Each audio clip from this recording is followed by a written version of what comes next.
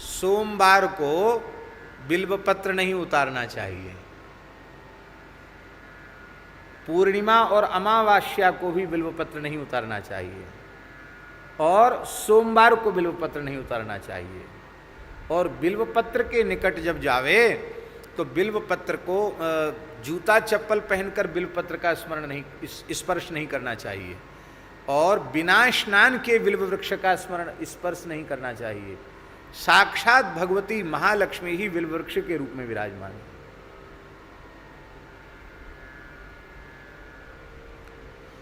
बिल्व वृक्ष के रूप में साक्षात भगवती महालक्ष्मी विराजमान है। इसलिए बिल्व वृक्ष के पूजन का और बिल्व वृक्ष के स्पर्श का मंत्र है श्री फलाय नमः, श्री द्रुमाय नमः। क्या? श्री फलाय नमः, श्री द्रुमाय नमः, ऐसा कहकर के प्रणाम करके तब बिल्वपत्र उतारना चाहिए। श्री फलाय नमः, श्री द्रुमाय नमः, ये श्री ही द्रुम के रूप में, वृक्ष के रूप में। चलो कथा सुनाई देते हैं। ये श्रीफल बिल्व के रूप में लक्ष्मी जी कैसे हुई? श्री सूक्त में भी तो आता है ना,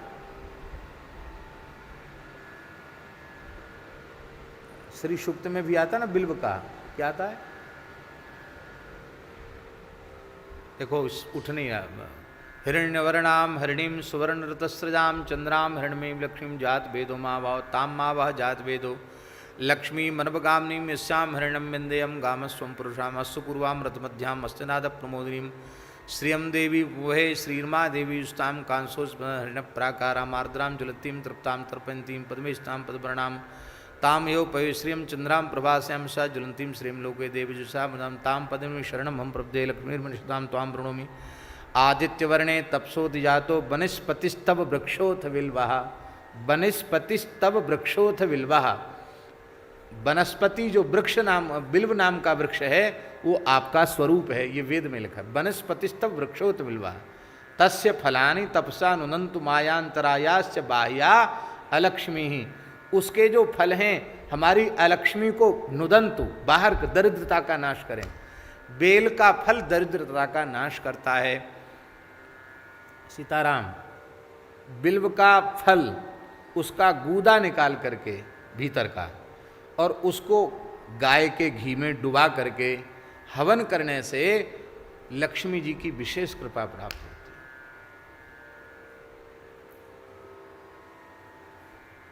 रसराज जी को उपाय मिल गए, पर हवन करें तब ना।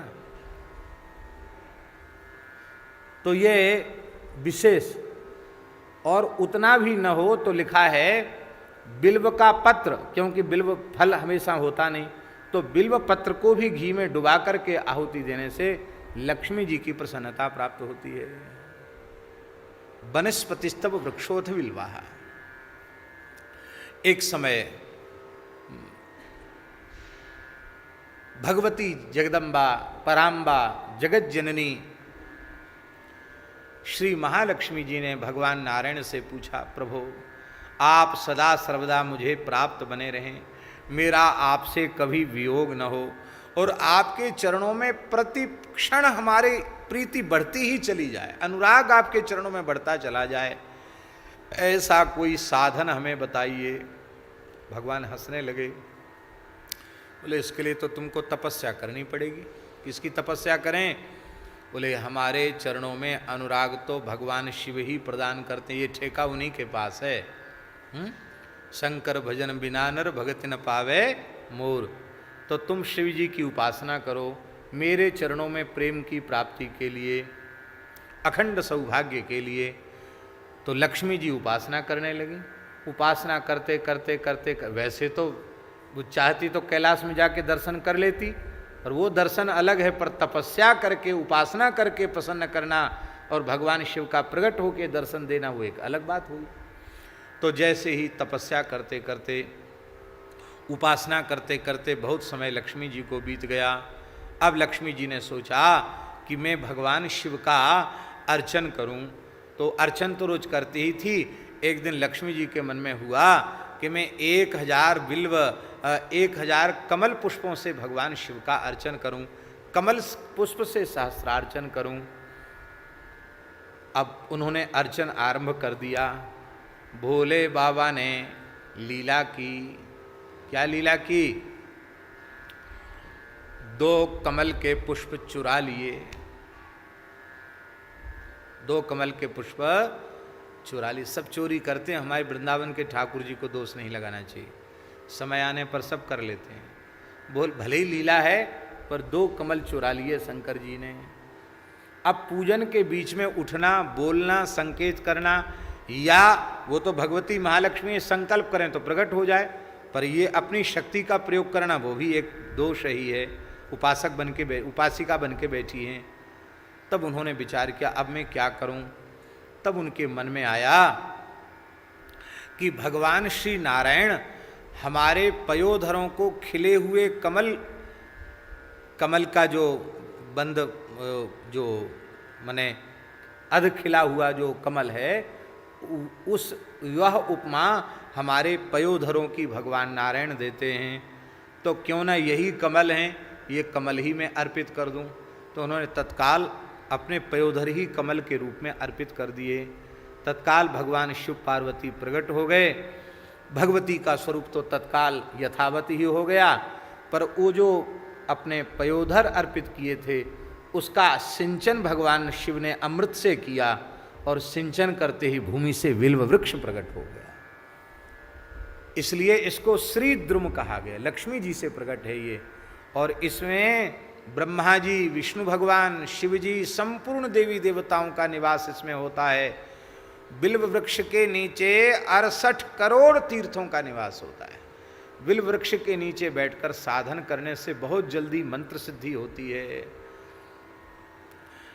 शंकर जी की स्थापना की जरूरत नहीं पड़ती। बिल्व वृक्ष के नीचे सहज शिव जी उसके नीचे विराजते हैं, समस्त देवता विराजते हैं। यही भाव मेरे मन में जब ये कथा आई थी तो हमारे मन में ये भाव आया था, कहीं ऐसा हो जहाँ शिव जी को मध्य में हम विराजें और प्राकृतिक रूप से कम 11-12 बिल्व के वृक्ष हों, और उन वृक्षों का ऐसे झुरमुट बन के प्राकृतिक शिव जी का मंडप बन जाए, जिसमें बिल्व वृक्ष के बीच में बैठकर शिव जी का स्मरण किया जाए, वहीं बैठ के राम राम किया जाए।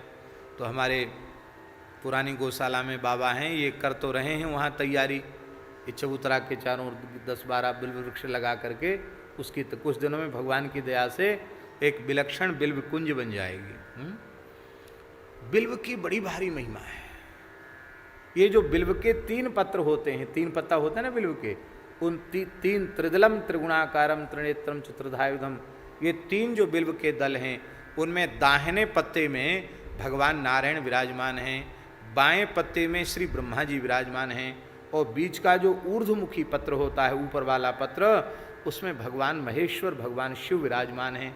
इस तरह से तीनों देवता पत्र में विराजमान है। इसलिए बिल्व वृक्ष को बिना स्नान के नहीं स्पर्श करना चाहिए, और शरीर में, सारे शरीर में तेल लगाया हुआ हो तब भी स्पर्श नहीं करना चाहिए। जो मर्यादा बिल्व के लिए है वही मर्यादा तुलसी जी के लिए। तुलसी जी का भी स्पर्श बड़ी मर्यादा पूर्वक करना चाहिए। और महाराज जी, बिल्व का जो फल है ना वो इतना पवित्र होता है कि बिल्व, आप एक बार आपने बेल खाया, बेल का शरबत पी लिया या बेल खा लिया, तो 27 दिन के भीतर यदि मृत्यु हो जाए तो उसकी अधोगति नहीं होगी, उसको नरक नहीं जाना पड़ेगा, वो उत्तम लोकों में जाएगा। एक बार बिल्व भीतर जाने से 27 दिन तक शरीर में उसका दिव्य प्रभाव होता है। हम बड़े भावपूर्वक स्मरण कर रहे हैं। पूज्य श्री प्रभुदत्त ब्रह्मचारी जी ने एक ग्रंथ लिखा है, बिल्व फल अमृत फल। हमको एक बार वह इतना मोटी पुस्तक है, उसको पढ़ने का अवसर मिला है। पूज्य श्री ब्रह्मचारी जी महाराज 12 वर्ष तक बिल्व पत्र और बिल्व फल खा करके ही रहे थे, और 12 वर्ष तक उन्होंने गायत्री की उपासना की थी, और लगभग 300 से ऊपर पुस्तकें उन्होंने अपने जीवन में लिखी। बड़ा अद्भुत जीवन, क्या कहना, अद्भुत जीवन था। और उनके भगवत प्रेम की बात पूज्य गुरुदेव भक्तमाली जी से हमने सुनी।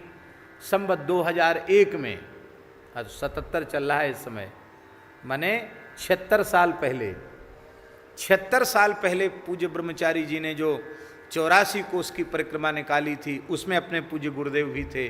पंडित श्री भक्तमाली जी ने पूरी कथा कही थी भक्तमाल की, और उसमें बड़े बड़े महात्मा थे।